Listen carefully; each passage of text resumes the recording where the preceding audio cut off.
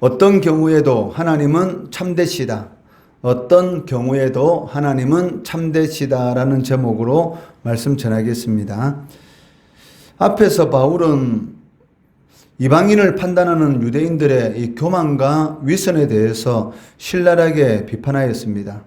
그리고 표면적 유대인의 유익이 없다라는 것을 언급하였습니다. 특히 할례를 받은 유대인이라 할지라도 율법을 행하지 않는다면 할례 없는 이방인과 조금도 다르지 않고 할례 없는 이방인이라 할지라도 율법을 행한다면 그가 진정한 유대인이다라고까지 말하였던 것입니다. 이에 대하여 유대인들의 입장에서는 자신들의 상식을 깨뜨리고 선민으로서의 자존심을 여지없이 무너뜨리는 바울의 이러한 파격적인 이 선언에 대해서 반감을 품고 반론을 제기할 수밖에 없었을 것입니다. 이에 바울은 오늘 본문 말씀에서 유대인들이 할 수 있는 즉 반론에 대해서 두 가지 질문과 두 가지 개변에 대해서 제시하고 있다는 것입니다. 바울의 이러한 말에 대해서 유대인들이 이런 반론을 제기할 수 있을 것이다 라는 그런 예상되는 이 두 가지 질문 그리고 두 가지 개변에 대해서 오늘 본문에서 제시하고 있습니다. 그 중에 예상되는 첫 번째 반론은 유대인과 이방인 사이에 차별이 없다면 유대인이 되었다는 것, 할례를 받은 것의 유익이 무엇인가 라는 반론입니다. 1절 말씀해 보시면 그런즉 유대인의 남이 무엇이며 할례의 유익이 무엇이냐라는 이러한 반론에 대해서 바울은 범사에 많다라고 대답하고 있습니다. 2절 말씀해 보시면 범사에 많으니 우선은 그들이 하나님의 말씀을 맡았음이니라 라고 말씀합니다. 유대인이 되었다는 것, 거기에 대해서 남과 그리고 할례를 받은 유익은 매우 많다라고 말을 하면서 그 중에서 한 가지를 2절 말씀에서 제시하고 있는데 그것은 바로 유대인들이 하나님의 말씀을 맡았다는 것입니다. 이것은 유대인들의 특권 중에 특권이다라고 할 수가 있을 것입니다. 이처럼 유대인들이 하나님의 말씀을 맡은 것은 그들이 다른 민족에 대해서 우월해서 하나님께서 말씀을 맡기신 것이 아니라 오직 하나님의 은혜입니다. 즉 하나님의 은혜로 말씀을 위임하신 것이다 라고 할 수가 있습니다. 그렇기 때문에 유대인들이 하나님의 말씀을 위임받았다라는 것은 그 특별한 책임을 부여받았다라고 받아들여야 하는 것이지 마치 특별한 권리를 보장받은 것으로 받아들이면 안 된다는 것이죠.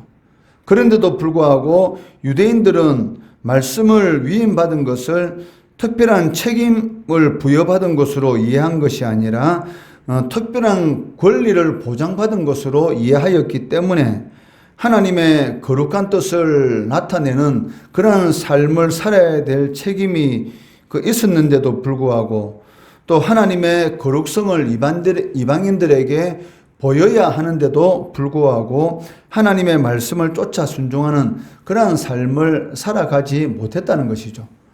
그 때문에 말씀을 위임받은 자들로서의 이 특권을 누리지 못했다라는 것을 알 수가 있습니다. 아마 유대인들이 하나님의 이 말씀을 위임받은 것이 이 권리가 아닌 책임이다라고 이해하였다면 하나님의 거룩한 뜻을 나타내는 그러한 삶을 살아가게 될 것이고 그를 통해서 이 말씀을 위임받은 그러한 자들로서의 특별한 권리를 누리는 그런 은혜를 아마 누렸을 것입니다.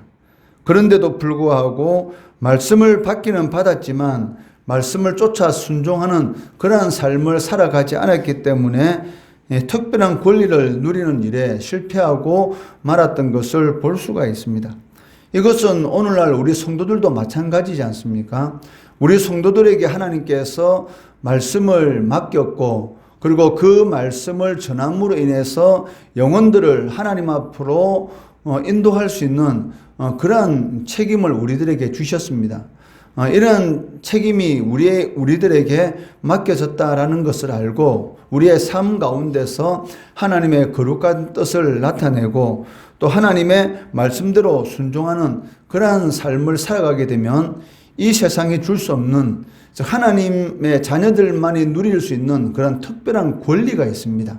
즉 예배를 통해서 하나님께서 주시는 그런 풍성한 은혜가 있는 것이고, 또 사망의 음침한 골짜기와 같은 그런 어두운 가운데 떨어진다 할지라도 하나님께서 붙들어 주시는 그런 은혜, 그런 이런 지팡이와 막대기가 아니하신다라는 그런 은혜를 누릴 수 있는데도 불구하고 그러한 특별한 권리를 누리지 못하는 그러한 성도들이 적지 않다는 것이죠. 그 이유가 무엇이냐면, 그 하나님의 자녀가 되었다라는 것은 이 하나님께서 특별한 권리를 주신 것인 동시에 또 우리들에게 특별한 그런 책임, 즉 사명이 맡겨져 있다는 것입니다. 그런데도 불구하고 하나님의 자녀로서의 하나님의 거룩성을 나타내어야 하는 것이고, 구별된 삶을 살아가야 하는데도 불구하고 그러한 삶을 살아가지 못함으로 인해서 분명히 하나님은 살아계시고, 그리고 살아계시다라는 것을 하나님의 자녀를 통해서 나타내시는데도 불구하고 그런 은혜를 누리지 못하고 있다라고 할 수가 있다는 것입니다. 이어서 유대인들이 제기할 것으로 예상되는 두 번째 반론이 있는데, 그것은 일부 유대인들의 불신앙이 전체 이스라엘과의 언약 관계를 파괴할 수 있느냐, 즉 하나님의 이 언약 관계에 대한 신실하심을 무효할 수 있느냐라는 그러한 이 반론을 유대인들이 제기할 수 있다는 것입니다. 3절 말씀해 보시면, 어떤 자들이 믿지 아니하였으면 어찌하리요? 그 믿지 아니함이 하나님의 미쁘심을 패하겠느냐라고 유대인들이 이 반론을 제기할 수 있다는 것입니다. 이에 대해서 바울은 그럴 수 없다라고 분명한 부정으로 대답을 시작하고 있습니다. 4절 말씀해 보시면, 그럴 수 없느니라. 사람은 다 거짓되되 오직 하나님은 참되시다 할지어다. 기록된 바 주께서 주의 말씀에 의롭다함을 얻으시고 판단받으실 때에 이기려 하심이라 한가 같으니라 라고 말씀하고 있습니다. 이는 하나님께서 구원의 은혜를 베풀어 주셨는데도 불구하고 그 은혜를 거부하는 사람들은 망할 수밖에 없지만, 그렇다고 하나님의 신실하신 그 구원의 약속이 무효화되는 것은 아니라는 것입니다. 하나님의 신실한 약속이 무엇입니까? 예수 그리스도를 믿음으로 말미암아 구원을 얻는다는 것입니다. 믿음은 구원을 얻는다라는 하나님의 신실한 약속은 변함이 없습니다. 그것이 인간이 그것을 거부한다고 해서 그 약속이 무효화되는 것은 아니라는 것이죠. 그리고 이어서 바울은 5절에서 8절 말씀을 통해서 유대인들이 제기할 수 있는 더 극단적인 두 가지 궤변에 대해서 답변을 제시하고 있습니다. 그 첫 번째 궤변이 무엇입니까? 우리의 불의가 하나님의 의를 드러나게 한다면 우리에게 진노를 내리시는 하나님이 옳지 않은 것이 아니냐라는 궤변입니다. 우리가 아무리 악을 행한다 할지라도 그 악을 통해서 하나님의 의가 나타나게 되고 하나님이 영광 받으신다면 우리가 그 악을 행했다는 것으로 인해서 하나님 앞에 진노를 받는다는 것은 잘못된 것이 아니냐라는 그러한 궤변을 할 수가 있다는 것이죠. 5절 말씀해 보시면, 그러나 우리의 불의가 하나님의 의를 드러나게 하면 무슨 말하리요? 내가 사람의 말하는 대로 말하노니 진노를 내리시는 하나님이 불의하시냐라고 유대인들이 궤변을 할 수가 있다는 것입니다. 이에 대해서 바울은 결코 그렇지 않다라고 말을 하고 있습니다. 6절 말씀해 보시면, 결코 그렇지 아니하니라. 만일 그러하면 하나님께서 어찌 세상을 심판하시리요? 라고 말씀합니다. 불의에 대한 하나님의 태도는 언제든지 단호합니다. 그 대상이 누구든지 그들은 자신의 불의에 대해서 보응을 받는 것이 공의로운 하나님의 법이다라는 것을 바울은 강조하고 있다는 것입니다. 가룟 유다가 예수님을 이 배신함으로 인해서 예수께서 인류의 죄를 대속할 수 있는 그러한 기회를 제공하는 결과를 얻게 되었습니다. 가룟 유다는 불의를 행했지만 그 불의가 오히려 예수 그리스도께서 이 구원을 이루시는 그러한 하나의 계기가 된 것이죠. 그렇다고 해서 가룟 유다가 잘했다라고 과연 칭찬할 수가 있느냐는 것입니다. 그렇지 않다는 것이죠. 가룟 유다는 자신의 불의로 인해서 하나님의 의를 증명하고 기리는 그러한 계기가 되었지만 불의를 행한 가룟 유다는 결국 하나님의 진노를 받음으로 인해서 멸망하고 말았다는 것이죠. 이처럼 하나님의 공의는 언제든지 이 정확하게 참되게 시행된다라는 것을 바울은 이 6절 말씀을 통해서 정언하고 있다는 것입니다. 이어서 바울은 유대인들의 예상되는 두 번째 계변을 제시하고 있는데 7절 말씀해 보시면 그러나 나의 거짓말로 하나님의 참되심이 더 풍성하여 그의 영광이 되었다면 어찌 내가 죄인처럼 심판을 받으리요. 이 말은 그 5절에 이 말한 그 계변과 거의 동일한 그런 계변이다라고 말을 할 수가 있습니다. 이러한 유대인들의 계변은 그 자신의 죄를 합리화시키려는 어불성설이다라고 할 수가 있습니다. 우리 성도들의 삶 가운데도 이러한 모습들이 적지 않은 것을 볼 수가 있습니다. 자신이 하나님의 뜻과는 전혀 상관이 없는 그런 행위를 했으면서도 불구하고 마치 하나님의 뜻대로 행한 것처럼 그렇게 이 주장하고 그렇게 이 강조하는 그런 모습을 볼 수가 있는데 그것은 이 계변이다, 즉 어불성설이다라고 말을 할 수가 있습니다. 어려우신 하나님은 그 어떤 죄도 결코 용납하시지 않는다는 것입니다. 이 세상에 하나님께서 그 정당성을 인정하실 악은 있느냐? 절대로 없다는 것이죠. 불의는 그 불의로 끝나는 것이지 그 불의가 하나님의 의를 드러냈다고 해서 하나님께서 그 불의를 마치 의로 인정하실 것인가? 절대로 그렇지 않다는 것입니다. 불의를 행하는 자는 반드시 그 불의로 인해서 멸망하고 만다는 것이죠.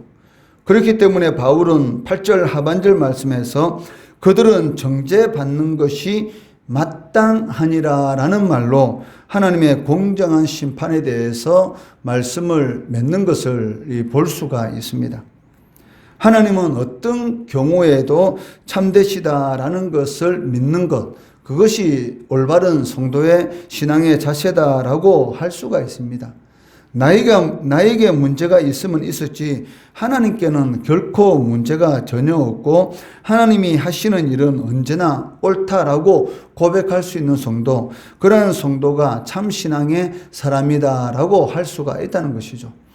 우리가 신앙의 길을 걸어가다 보면 생각지도 못한 그런 어려운 일을 겪을 수도 있습니다. 그렇다 할지라도 이해되지 않는 그런 일들이 내 삶 가운데 일어난다 할지라도 하나님은 참되시고 하나님이 하시는 모든 일들은 선한 것입니다.